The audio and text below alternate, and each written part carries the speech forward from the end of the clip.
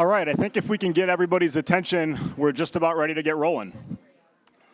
That was an exceptionally easy quieting of the room. So thank you all for being in the right headspace right out of the gates today. Well, good morning, everyone, and welcome to the Berkshire Blueprint 2.0 5-year benchmark program. My name is Jonathan Butler, and I serve as president and CEO of One Berkshire.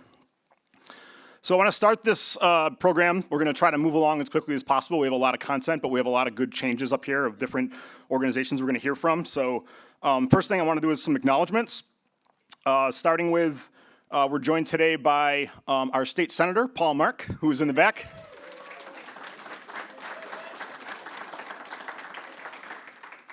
We're joined by Ann Goby, who is the Massachusetts Director of Rural Affairs.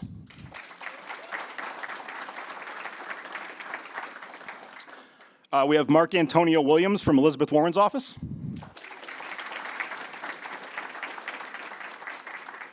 And Jesse Lederman from Senator Markey's office will also be joining us if he's not here quite yet. Catherine Von Bramer is here on behalf of Mayor Marchetti's office. And we're in Pittsfield, so we're pleased to be joined by the City Council President, Pete White. I got all the formal stuff for the program today. I'm pretty scripted. It's good for everybody. I also want to acknowledge our host today at the Berkshire Innovation Center. If we can give them a round of applause. And I just want to note that, Ben's in the back, thank you, Ben. I just want to note that it was an intentional decision to host this 5-year benchmark at the Berkshire Innovation Center because 5 years ago, when we launched the Blueprint, this building didn't exist.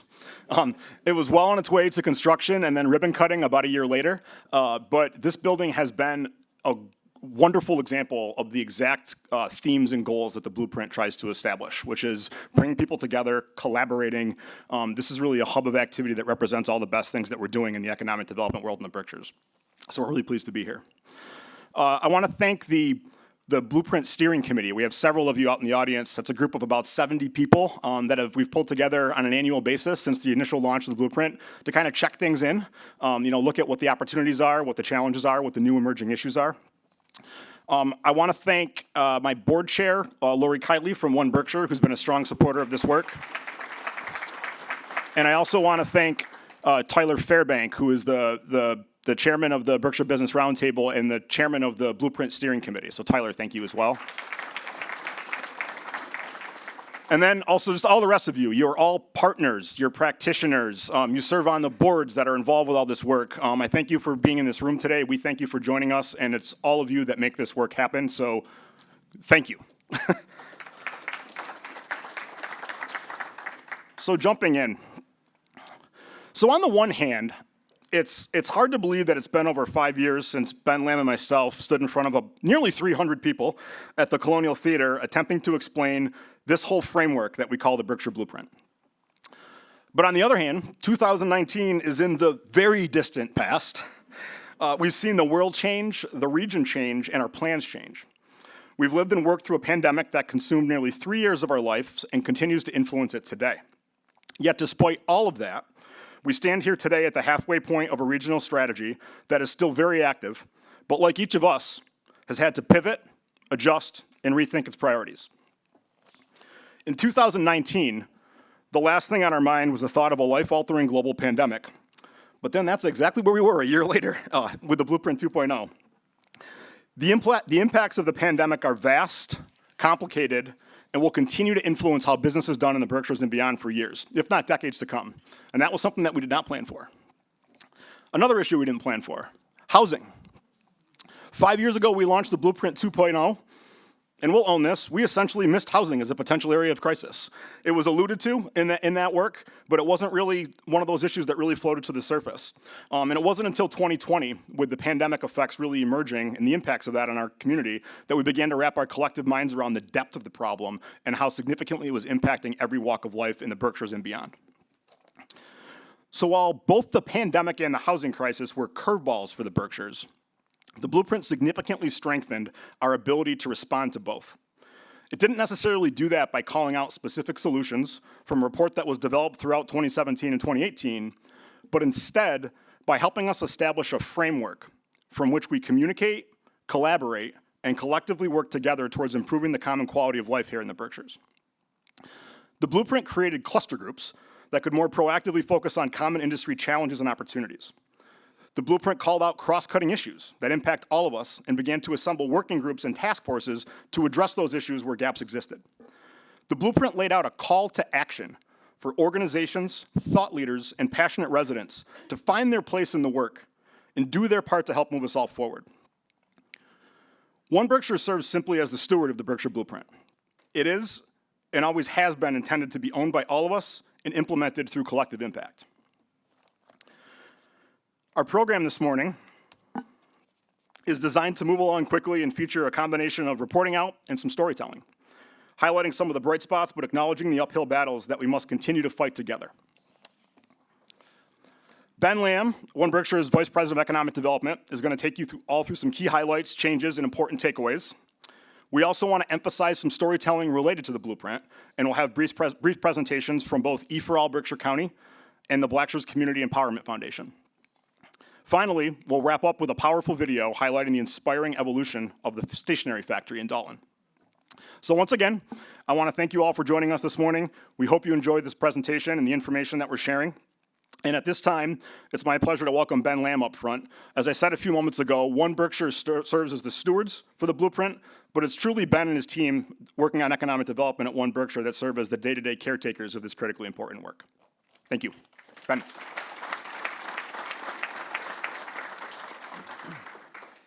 Good morning, everybody. Wow. So yeah, a little over 5 years ago, 310 of our closest friends in the Colonial Theater, very different vibe in the world, and now flash forward to today.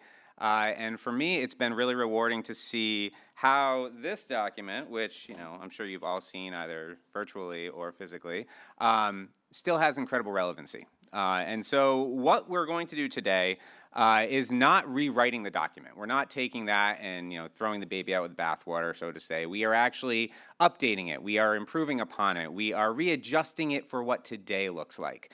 And one of the things that I think is really important to recognize is in 2019, when we launched the blueprint, it was a data dump. We basically took a whole lot of information, put it into a very compacted document, and pushed it out into the world as a model for trying to build that scaffolding, trying to build that framework that we could then use data-informed practice to move forward with. This year, we're looking at what's happened. We're looking at what needs to happen. We're looking at the emergent themes, and how are those stories integral to the collective narrative that we share. So what you're going to see when I start to go through updates is going to be much less numbers. We're not just going to throw data points at you, but we're going to try to tell that narrative story and some of the component features that make the Berkshires the place that it is, and also showcase where we are headed as a region. So a brief overview, and I promise I will try to be brief. I know I am content dense. It is well known in the region, but we're going to knock it out and give you a little bit of a highlight set of what's going on. So I'm not covering everything because before you depart today, you will receive the addendum document, but let's talk about where we were. So again, 2019, nobody's wearing a mask. It was such a different world. We had about 8,000 businesses in the Berkshires, right? And that's, a pretty easy data set to pull. It just is a straight number. We knew what was going on. We had 5 clusters, and we had 4 major cross-cutting issues. Again, shame on us, housing was not one of those. It is now. But we only had 4 primary cross-cutting issues that we were really looking at, but we had 128,000 people, which is still about where we're at. So where are we now? We have 6 clusters. So back in 2021, one of the big shifts that occurred was a recognition that outdoor recreation was seeing a massive amount of investment. It was also seeing a huge influx of users as we saw all these folks, kind of an exodus from urban centers and metro areas coming to the Berkshires to benefit from what we already had in our backyard. And so that asset that we've had in our back pocket really started to see a massive economic impact and was a driver of much of the visitorship that we saw during the pandemic. So as we were working with our advisory, as we were looking at all of these data points and metrics, we realized outdoor recreation deserved to be called out as its own cluster. And so here we are. We now have 6. From a 30,000-foot view, here are just some of the big bullet points, right?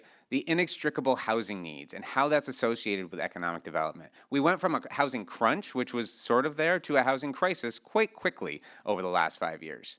We're also fully employed, and I know that is in quotes, and that's intentional because when you're talking about an economy where you're under 4% unemployment, you are effectively at full employment. So at any given point, we might have 1,800 filled positions and 1,700 people not working. There is going to be a gap no matter what there, and so we're really looking at being an ecosystem that is at full employment. Our new transplants are a vital new asset. This is a group of folks that either discovered the Berkshires for the first time for themselves or has known about it for a long time, but they are here now and joined part of our community fabric over the course of the pandemic. They are a massive asset and one that we need to figure out how to retain. Recovery and resiliency really became the focus post-pandemic, whether that was technical assistance or was offering new services or resources to help businesses and individuals to rebound, which we've seen an immense amount of. Let's not shake our fist at that. That's actually been really amazing to see. But that secondary layer is resiliency and looking at the work of like Berkshire Regional Planning and other entities that have actually started to build structures around how do we effectively support businesses for the next thing that's coming down the pike. We know that there's always going to be a next thing, right? The emergent new primary industries and cross-cutting issues. So again, we saw outdoor recreation really rise to the occasion economically. We also have seen things like aerospace technology and the clean tech sector really start to take off, not just in Massachusetts, but now also out here in the little old Berkshires, right? So we are able to pull some of that energy and hopefully more of those resources into the region in an equitable way that will not only help us now, but will help the next generation to find opportunities, careers, and industries to grow and thrive here. And then lastly, the immense short-term and long-term opportunities ahead of us. You've probably heard it a million times. We are at a generational point of investment from the federal and state government right now. And now is the time for us to be not only capturing the money that's immediately in front of us, but also planning long-term in a collective way to start to pull in resources, to build plans, to strategize so that we are fully embracing and benefiting from the short and long-term opportunities ahead of us. So those are just some of the highlights. There's a lot more. So when we start to dig into our 6 clusters, right, I'm going to punch these out pretty quick because, again, almost all of this will be highlighted in the document you receive, but I want to give some high points of each of our 6 clusters. So it used to be advanced manufacturing. Well, now it's advanced manufacturing and digital enterprise. One of the major outcomes of the pandemic was we saw a lot more digital business enterprise happening in the Berkshires and a lot more gravity around that being something that's going to help with economic resiliency going forward. So we pivoted, as we do, using the same framework, and we turned it into the title of this cluster. Some of the big highlights for advanced manufacturing and digital enterprise. We're talking about $1.2 billion in annual regional GDP. That is huge. It's the largest cluster when it comes to direct economic impact through GRP. Robust incubation systems have come into play. When we look at this building alone, the Berkshire Innovation Center, all of the various organizations and entities that are now supporting the incubation of not just existing industry sets, but allowing emergent industry sets to come into play. That incubation system does not happen by accident. It is something that has been invested in by all of you and by many partners both at the state, federal, and beyond. So that is a really robust system that we've seen grow over the course of the last 5 years. Again, the emergent aerospace and clean tech sectors, whether we're talking about EMA or United Aircraft Technologies or SolarBlock or all these different businesses that have found the Berkshires as a place to not just set roots down, but actually grow an entire new industry. It's a really powerful moment. Innovation pathway growth, blah, blah, blah, blah, blah, blah. Innovation pathway growth. That was harder to say than when I typed it. This is something where we're seeing not just the industries themselves fostering growth, but we're seeing all those organizational partners, MassHire, Berkshire Community College, MCLA. They're all stepping up to help insert new folks into these innovative pathway mechanisms so that we actually have a workforce for the next generation. And then massive federal opportunities. Again, I'm going to harp on this again and again. Those opportunities are areas where we need to be grabbing at every piece that we can possibly get to make sure that the Berkshires has the maximum benefit possible. Next, creative economy and culture. Again, a change in name. So it used to be just creative economy. And after a lot of conversations and a number of convenings over the course of the pandemic, we saw that there was a convergence of not just the creative economy, but also these cultural institutions that didn't have a very clear landing spot within the blueprint structure. So again, in due form, we adapted. So a few of the big bullets here, the pay equity project. The work of this group has been incredible. They had an amazing report that came out last year, and it really starts to set the stage around how do we look at pay equity through the creative and cultural economies, and how does that then transition outward and through other clusters and in other areas of the country. So really powerful work there. Legacy institutions have seen an evolution, whether that's things like the Clark Art Institute really focusing on their outdoor recreation amenities, or you're seeing new offerings, across the entire region in terms of how do folks access these resources, these cultural meccas that we've already had, but for the next generation to allow for that to be part of their Rolodex as well. Diversity, equity, and inclusion focus. This is a cluster where they were really one of the earlier clusters to engage in DEI work and to start to think, how does that play not just a role in their marketing and who they're reaching, but also within their organizational structures? How do they start to adapt best practices and improve practices so that they're meeting the needs of now and the future? Seasonal housing challenges. Housing on all spectrums is a big issue. But with the seasonal housing issue in the cultural and creative economy, it's one that really does drive challenges for both performers and those that are trying to come here and enjoy what we've got going on in the Berkshires. So that continues to be a major pinch point and an area where people are doing some really important work. And then cross-cluster engagement. The creative economy has always been welcoming to engaging with others, and we're starting to see that gravity start to actually provide fruit. So when we look at things like the Berkshire Innovation Center now having an anchor point at MassMocha, that's a creative economy and advanced manufacturing, not just converging in talk, but converging in physical locality. Like those are the types of cross-cutting opportunities that are now starting to mature and show what they can actually become. Food and agriculture. Didn't change the name on this one. One of my favorite clusters anyway. I like to eat. So, some major highlights out of the food and agriculture cluster. So this is, again, some numbers, not a ton, but we know that there's over $5 million in grants that have been directly activated and inserted into this cluster over the last 5 years. Much of this through totally new work and pulling in state and federal dollars. The Market Match program, which emerged a couple of years ago, really being led by the charge from Berkshire Agricultural Ventures, has now become a standard used program by our farmers market system in the Berkshires. It allows for doubling down on your SNAP benefits. So not only are the users of SNAP benefits getting that benefit, but also the farmers that are now potentially selling twice as much of their produce to folks that are using those benefits. It's a really amazing win-win-win type of program.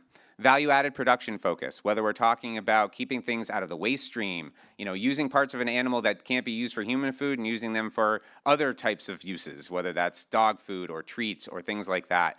Figuring out how to really benefit from the full depth of our agricultural ecosystem. Land preservation, this is something where we've had some really amazing stakeholders step into the game, step up, and preserve land in meaningful ways that not only is going to help to keep those farms in active use now, but will help to make them accessible for the next generation of farmers that, historically speaking, it's cost prohibitive for new farmers to enter the market. So that land preservation, if we want to keep growing and eating the food that we so appreciate here in the Berkshires, that is one of our biggest challenges and opportunities going forward. And then urgent climate resiliency efforts. We saw what happened last year when we had a frost that wiped out almost the entire fruiting population of trees in Berkshire County for an entire season. We saw what happened with the flooding that happened in the middle of the summer last year. All of those types of climate crises that we have seen already are going to continue. And so figuring out how do we maintain resiliency going forward in that light. Health and wellness did change names. Was healthcare, added wellness. This, again, was a cluster where we saw there was a number of individual entities, that were not fully encapsulated within the cluster model that we had in place. So some of the big highlights here. The reopening of North Adams Regional Hospital. This is a massive opportunity, especially for the northern third of the county, as looking at this as it being now a full-fledged resource in the healthcare sector. Not to say that it wasn't operating, but to have those inpatient bed offerings again really is not just a healthcare benefit, it is an economic benefit. It makes that part of the region now look more attractive to businesses, to students, and to relocators that see a hospital in their backyard now. So that's a huge win. Academic program expansion at MCLA and BCC that's now providing that feeder of the next workforce needed for this whole cluster to thrive. Our regional deficit in specialists persists, however. We know it's hard to find a dentist. Jonathan likes to say that finding a dentist appointment is like finding gold, right? And so when we have those specialists that we don't have in county, people are going elsewhere for them. And so figuring out how do we recruit and retain specialists across, whether it's dermatology or any of those things that all of us are going to need at some point in our life, that is a gap that persists. We have increased wraparound options, and this is things like wellness and wellness at work programs and the various offerings that are now provided through insurance agencies to allow for people to maintain their health so they're not using emergent services as their primary care. And then there is an elder services gap. We know that we lack elder housing. We know that we lack housing or age-in-place housing, but also the services that come along with that is a space where we're going to need more of it. As we continue to see our population age and change and shift, that is a service gap that persists. Hospitality and tourism. Again, one of our biggest drivers of the economy in the Berkshires has been for a very, very long time, way longer than I've been alive, but it provides over $900 million of annual impact in the region. That's direct dollars, that's peripheral dollars, that's all of the services and amenities that make the quality of life here valuable are also things that are driving those dollars directly into the regional economy. We've had increased visitor diversity. We conducted a study a couple of years ago that indicated that our visitors are becoming more diverse. They are becoming younger. Those are really important qualities that we want to continue to see shifting. We have brand visibility growth. So when we start to think about that rebound from the pandemic and rethinking how are we reaching audiences, our digital reach has amplified to the nth degree. We're seeing people find us that have never discovered us before, and a lot of that has to do with the investment of every individual and every large entity that's coming together in the collective branding exercises that we've seen come to fruition. That is a really powerful tool and one that needs to continue to be fueled both locally and through state dollars. The workforce crunch in this sector is particularly noticeable. We've seen a lot when it comes to restaurants that have had to close for a day or two a week. We've seen a lot of venues that have had to scale back their offerings because that workforce piece is really challenging, and that's going to be something that continues to be a space that we need to figure out as a region and more broadly. And then a broad set of investments across the region. This is everything from the smaller, Airbnb types of places. I almost said Airbnb, but the smaller B&B type of venues, all the way up to like a Miraval or a hotel downstreet. Those large and small investments start to speak to the opportunity that persists here, that there is, they're doing math before they're spending all that money, right? They're figuring out that there's actually an opportunity for more keys and more improvements. So clearly there's an opportunity before us in the next 5 years as well. And our new kid on the block, outdoor recreation. We didn't have outdoor recreation in the original blueprint, so we had to do a little bit more navigation and digging in terms of data points on this.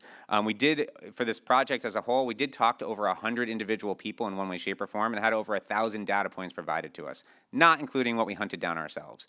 So we're really building the outdoor recreation bullet points from scratch. But over 6,000 positions in the region are supported. That's full-time, part-time, seasonal employment, all supported through this cluster. We've seen over $100 million of investment in this cluster in the last 5 years. Berkshire's Outside launch. This was a collective, collaborative effort to launch a website that makes our outdoor recreation economy more accessible to more people, whether they're here or they're coming here for the first time. It is an amazing platform, and it has a lot of utility going forward. Accessibility opportunities have also grown, whether that's translation services at some outdoor recreation facilities or ADA accessible trails like Berkshire Natural Resources Council has installed. These are all new opportunities for new markets to discover what we've all appreciated in our backyard for generations. And climate change impacts. Not to bring it up again, but it's an issue. And it is something that is being deeply felt within the outdoor recreation cluster. Less snow in the winters, shorter foliage seasons, wetter summers. All of those things start to shift how people travel and how people access outdoor recreation. And we need to be at the forefront of thinking about how do we leverage what's in front of us and how do we maintain resiliency going ahead. Okay, that's the clusters. Deep breath. So cross-cutting issues. These are those areas that, regardless of what industry you work in, regardless of what of the 32 cities and towns you live in, these impact you and impact those around you. And so originally we had 4. And we did add 2 over the course of the last 5 years. So broadband has been one for a long time. It's something where it touches all of our lives in some way, shape, or form. It's become even more important during the pandemic with remote work opportunities. So that remains a major need for investment at all different levels. Diversity, equity, inclusion, and belonging, however, is new to this. It is something that we did not capture in 2019, but needed to absolutely be captured in 2024. This is an area where we have seen a lot of work occur, but it remains an issue that impacts all of our clusters and all of our communities, and is something where if we're going to be a region that is welcoming and embracing to new folks that want to live, work, and play here, we need to have this as a top cross-cutting issue. Energy. Energy remains more expensive in Berkshire County than pretty much anywhere in the country. It's about 48% higher than Massachusetts and about 84% higher than the United States.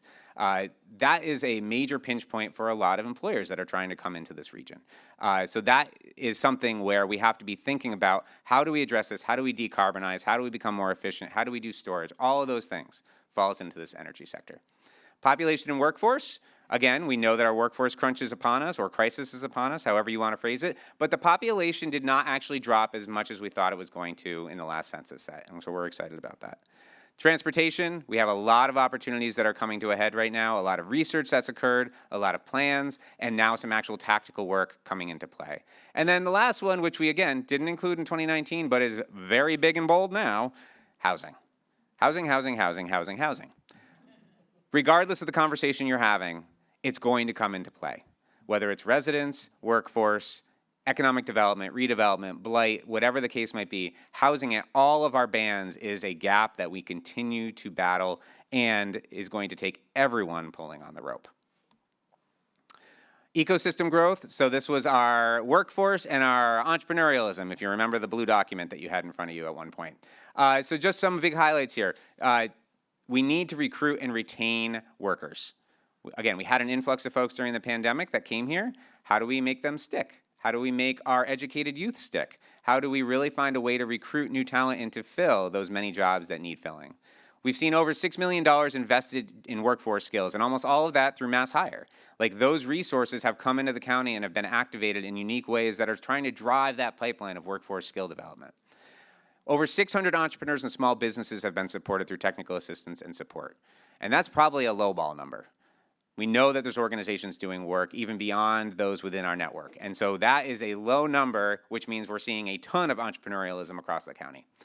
We've seen increasing diversity in the business community, whether that's our immigrant population that's become really robust, especially on North Street when you see it. We've seen, BIPOC businesses that have, come to bear. We've seen new resources come in to support those underserved populations to make sure that they have equitable access to the same resources that everyone else has had for generations. So we're seeing that really start to pay dividends in terms of the diverse business community that's growing. And then the last one here, which is certainly not the last one in my mind most days, is Berkshire Funding Focus was established. And this has become a really critical pipeline for discovering, applying for, and accessing federal and state grant programs, not just for municipalities, but also for business support and entrepreneurial ecosystem development. That's it from me for now. So as Jonathan referred before, we have a couple of spotlights that we really wanted to bring up. And the first one here is E4All, which, believe it or not, E4All was not actually active in Berkshire County when the Blueprint launched in 2019.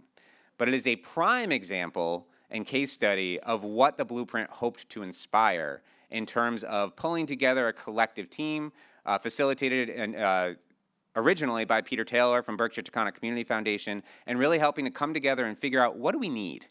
And what are the resources we can pull together? And how can we blow out the doors on programs that might exist but don't have an organization that can really do it full bore? And that is what E4All has become. They have become that doors blown out on our early stage entrepreneurial ecosystem here in the region. And so I would like to welcome Allison Schmidt to come on up and share a bit about E4All.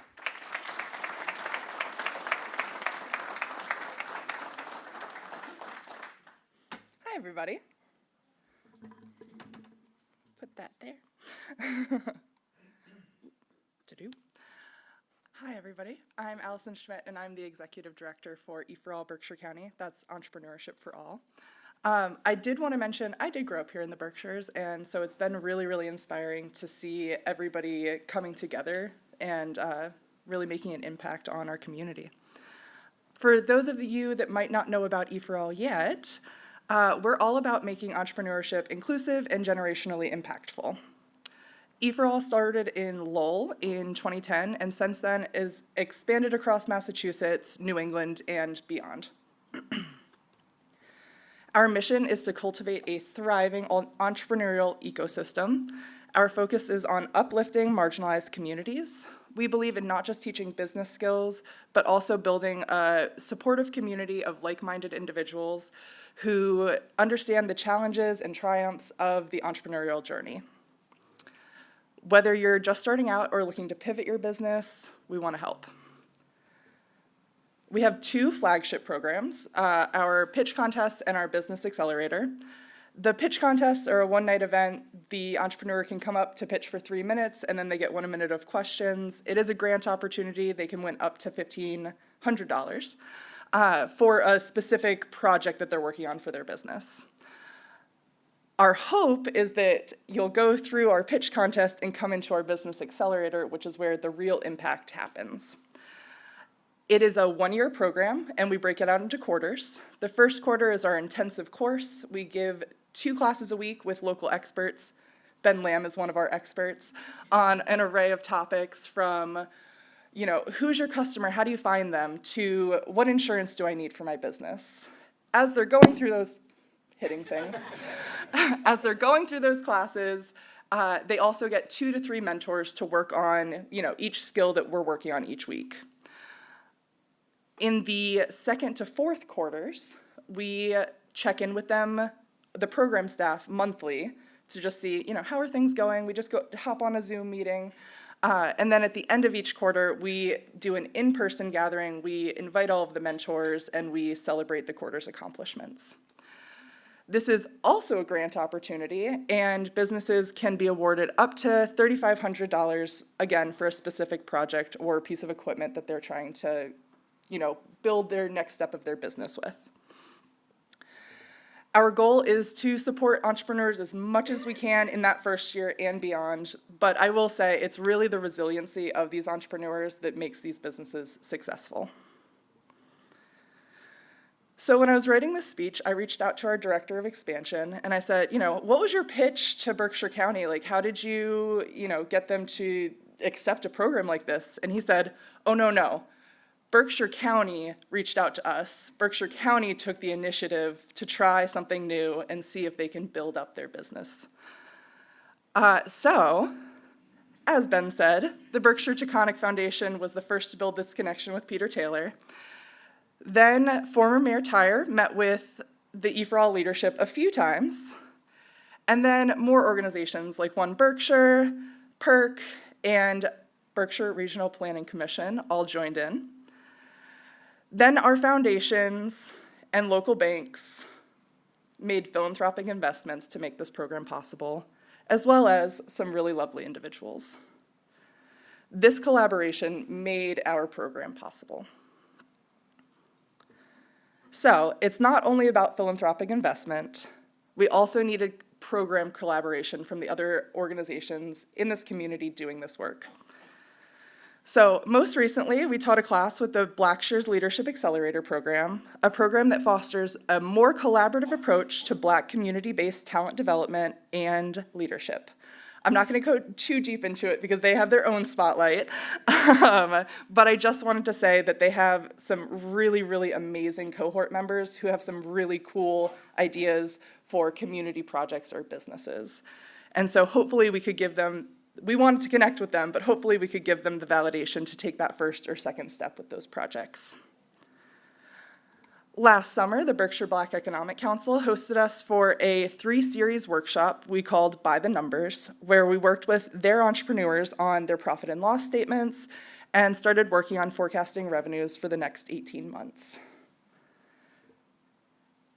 And of course, our original collaborators, One Berkshire, PERC, and BRPC, as well as DEI Outdoors, the Berkshire Immigrant Center, and the LGBT Chamber, all came together to work on a few projects in the last few years, one of them being our certification summit that we held right here on how to get certified as a woman or minority-owned business, and also our Small Business Resource Expo that just had its 3rd year, and in my opinion, the best year.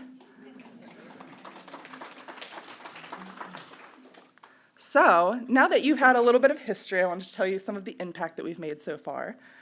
And so our first cohort ran in the winter of 2020. Yes, that was a big shift right in the middle. But since then, we've served 88. It does say entrepreneurs. I'm really sorry. It's businesses. We have more entrepreneurs than that because they were either in a partnership or a collective. So we have served more individuals, but 88 businesses have come through our program. Like I said, it is a grant opportunity. And so since we started our cohorts, we have awarded $120,000 directly into the hands of small business owners for projects or startup costs. We ran our own survey at the beginning of this year, and of those 88 businesses, 68 reported that they are still in business. Thanks. 25 of them reported that they have a physical location, so they are paying money into our economy to have a storefront, a studio space, or an office space.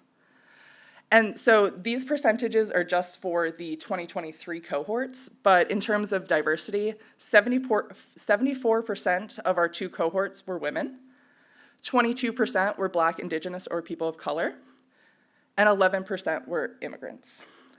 Now, this last number is the one that I was very excited to get when I knew I had to make this speech. But I also want to say this was not a survey conducted by our site. It was conducted by our national office.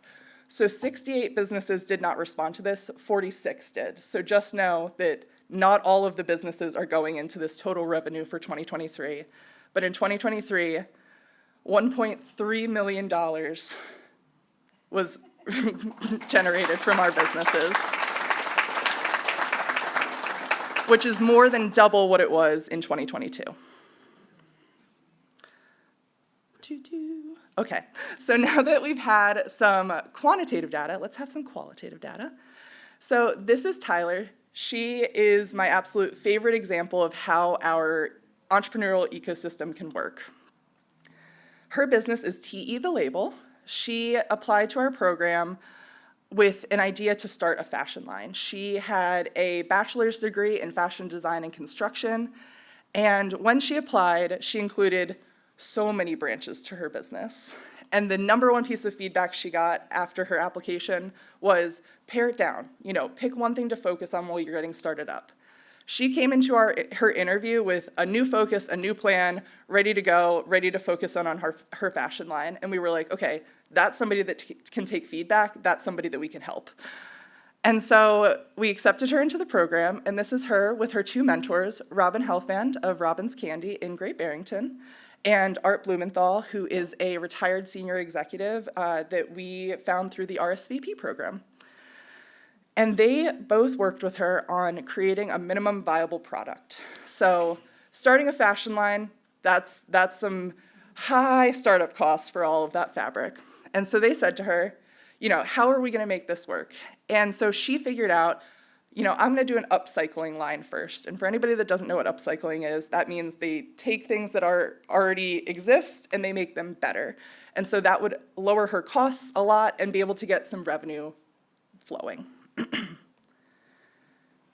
So then she goes into her final presentation after this first quarter of intensive classes and all of this work that she's done. And she said, I'm still cutting fabric on my mom's TV stand. I really need a fabric cutting table. That is my ask. And after the final presentations, a mentor came up to me who was not her mentor and said, I want to buy her that cutting table. And so we were able to award her enough money to buy her cutting table to get started. After the program, we connected her with the Berkshire Black Economic Council, who had a really great grants program running, and she was granted an additional $5,000 to open a studio space on North Street in Pittsfield. And so I love using her as an example of all of the facets of our program that we're able to help her launch in just under a year. But obviously, I can't just talk about one. So I have a few more entrepreneurs that I'd like to tell you about. First, Jeffrey with Beat Nest. Beat Nest is an electronic music program for kids. He was in our fall 2023 program, so he's currently still in his year-long program. And his stretch goal during that time was to have 10 weekly students. And he just hit that goal, and he's moving on to his next goal. Yeah, Jeffrey, clap. More of you might know Erin at Bottomless Bricks. Some of you might know her as the Lego lady. Erin was in our very, very first cohort in winter 2020. She opened up a store up in North Adams and unfortunately immediately had to close. But she was able to pivot and continue generating income, and she just recently reopened on South Street in Pittsfield.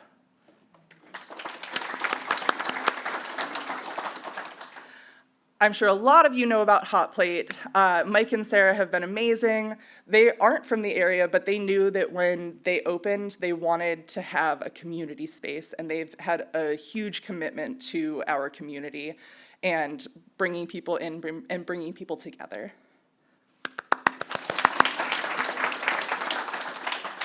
Christina Mucci at the Recovery Room, which is a sports medicine hub. She opened next to Patrick's Pub in Pittsfield in December of 2022. She has since hired 4 employees and taken on 3 interns from local colleges and high schools.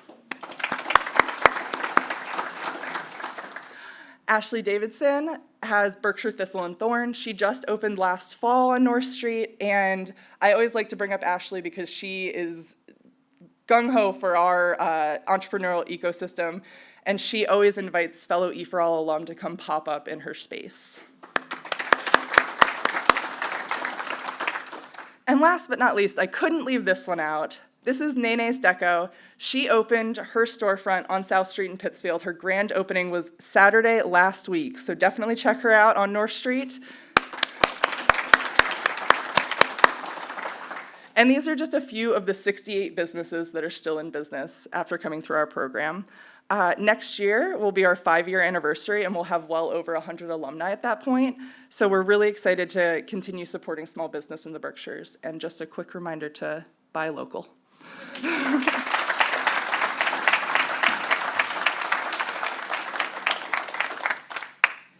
I always love hearing those stories because not only is it the warm fuzzies, but it also tells part of the story of the work that's being done collectively to elevate folks from the get-go all the way up to extreme success. So thank you, Allison. So really quickly, again, I told you I was done talking, and I was a blatant liar. From here to where? So again, E4All is a great example of something that's occurred over the last 5 years. We've seen a lot of amazing things happen. We've seen a lot of amazing challenges also arise. But where do we go next? So some of the needs and opportunities that we also identified through our research building up to today are what's before you. So we know that we need continued advocacy for resources. And one thing that we do have in the nines here is that we are a collaborative region. We know how to work together for a greater good goal. And so that advocacy needs to continue to foster and benefit from those collaboratives, those coalitions, those collectives, whatever phrase you want to use, those teams of people and entities and agencies that go out there and really pound on doors and make amazing applications for support. That needs to continue. We need to continue talking at all levels with our elected leaders and our business leadership and our community organizations to make that magic happen. Pursuit of state and federal funding needs to be a top priority. We know that we are in sort of this sweet spot right now where it is a generational investment period that's not going to last forever. So we have a runway in front of us where we need to be ready. We need to have those plans in hand. We have to have the strategic partnerships set before us so that we can launch and access those various pipelines. We need to continue focus on supporting the underserved. Again, we know that this is evolving and it is something that is fairly new to much of the ecosystem of the Berkshires, but it needs to be a continued focus and it needs to be expanded even more broadly, including not just our BIPOC and LGBT populations, but also our veterans and our formerly incarcerated and our folks in recovery. All of those demographies deserve access equitably to the support that everyone else is able to access already.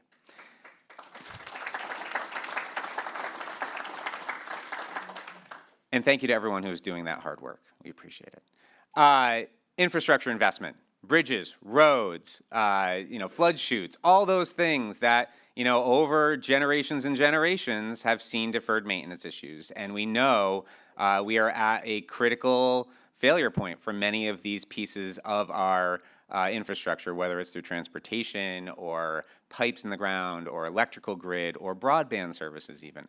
Those infrastructure investments, whether they're private or public, need to be a top priority going ahead. And then finally, and this is more of a charge, which you're all going to get at the end of today as well, is we need to recommit to our collective and sustained future success. Together we can do a lot of amazing stuff. And so we need to maintain that togetherness and collectively address all of these issues going ahead. So as we think about moving forward and going ahead, we'd like to talk about another entity that emerged during the pandemic. This is a really exciting one for us as well, because one of the cool things is both John and Devin, who are up here in the front row, Devin's the one with the phone on a stick, they were both at the Blueprint launch in 2019. But this was well before the Blackshires was actually an entity. And it's a case study in that they saw the Blueprint as a scaffolding and a framework through which they could capture their piece. We're always talking about how do you own your part of the Blueprint? How do you become an integral component, another gear and another cog and another piece of that machine that we call the Berkshire economy? How do you do that? And they saw the opportunity in front of them, and they saw their passion and their vision for what they wanted to achieve, and they put those things together, and they've collectively created an amazing powerhouse that is now really maturing into its own. And so we wanted to give them an opportunity to talk, John Dubois here, about the Blackshires Leadership Accelerator, which I will now hand off to the illustrious duo themselves. Take it away.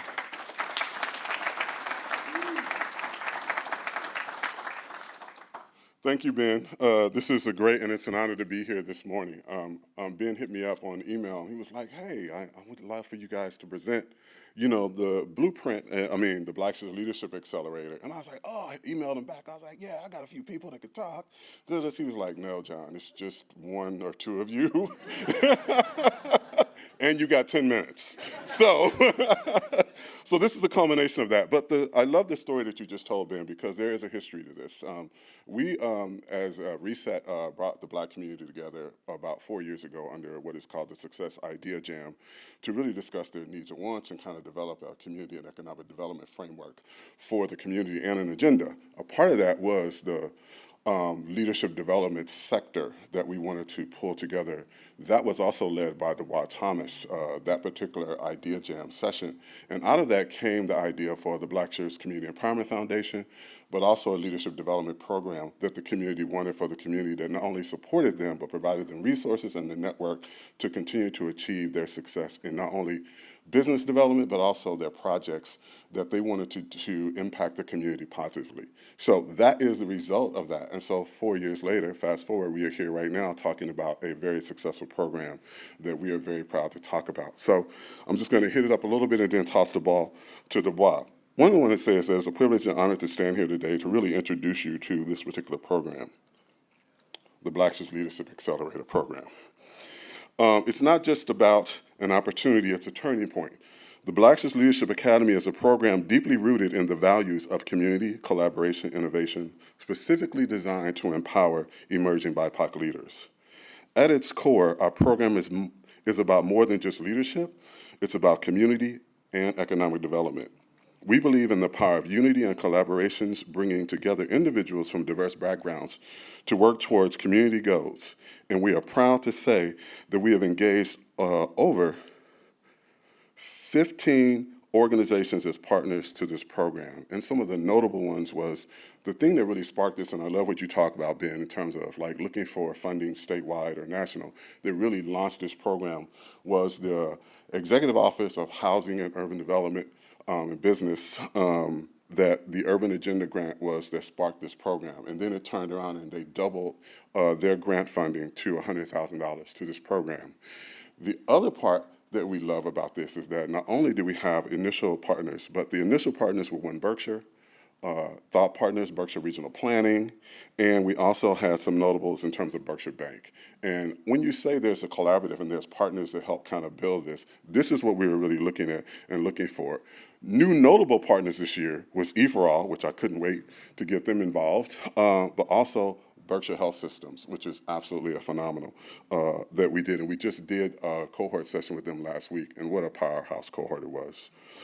Our academy is built on the principle that together we can achieve more, and that we can't just do it alone. We are not just training leaders, we are cultivating community architects who will build sustainable, inclusive, and economically vibrant spaces where all members can thrive.